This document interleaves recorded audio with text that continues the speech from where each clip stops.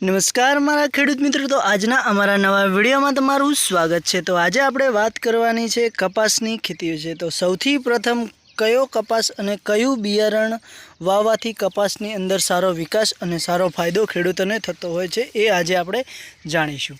તો સૌથી પહેલાં તો હું તમને બતાવવાનો છું કપાસ। તો તમે જુઓ મારા ખેડૂત મિત્રો કે આ કપાસ તમને જોવા મળી રહ્યો છે, એની અંદર કેટલો બાજ છે, કેવો વિકાસ છે અને એની કેરીઓ કેવી છે તમે જોઈ શકો છો।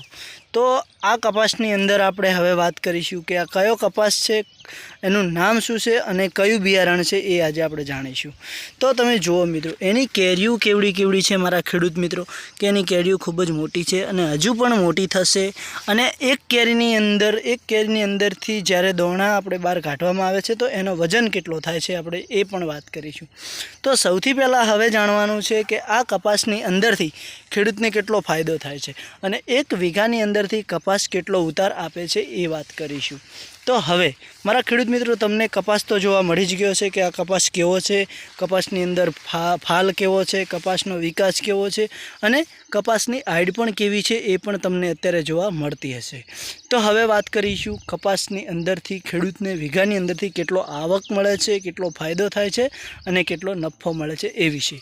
તો તમે જોઈ શકો છો મારા ખેડૂત મિત્રો કે આ કપાસની અંદરથી એક વીઘાની અંદરથી આ ખેડૂતનું કહેવું એવું છે કે એક વીઘાની અંદરથી 40 મણનો ઉતાર અમે લઈએ છીએ। તો અત્યારે જે રેગ્યુલર તમને જોવા મળતું હશે કે અત્યારે રેગ્યુલર કપાસની ખેતીની અંદર ખેડૂતોનું એવું કહેવું છે કે 25 થી 30 મણનો ઉતાર વીઘે મળે છે।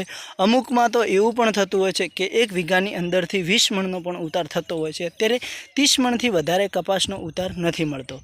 તો આ ખેડૂતનું કહેવું એવું છે મારા ખેડૂત મિત્રો કે એક વીઘાની અંદરથી અમે 35 થી 40 મણનો ઉતાર વીઘાની અંદરથી લઈએ છીએ।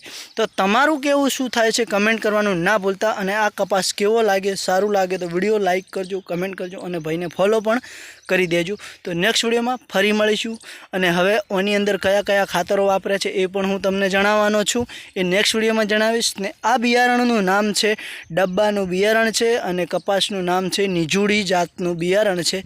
તમને વિડીયો સારો લાગે તો જરૂરથી કમેન્ટ કરજો મારા ભાઈ। જય માતાજી।